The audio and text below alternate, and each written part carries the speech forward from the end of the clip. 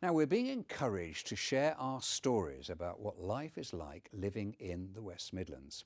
They're to be used as inspiration for a huge performance in Centenary Square in March as part of the Birmingham 2022 Festival.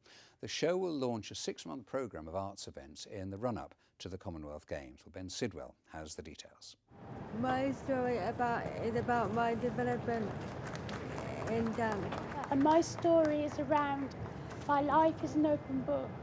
My little story here is just about music and dance and how it's made me travel around the world and come back to my hometown here in Birmingham for me to help tell my story and for the participants to tell their story as well.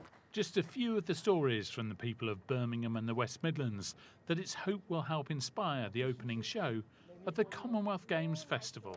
I think if people just give it a little bit of thought, don't be put off by the fact of thinking their life is boring.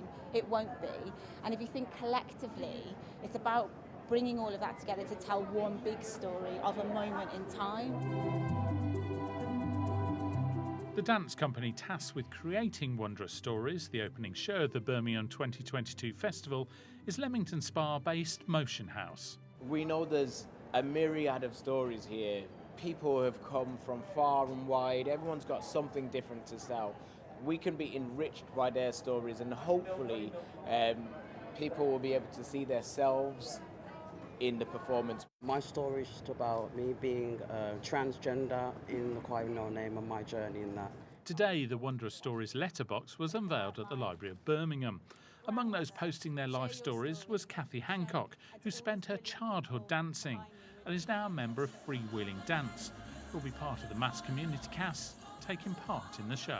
I had an accident and fell down the stairs, which left me in a wheelchair, and I thought I was never ever going to be able to dance again.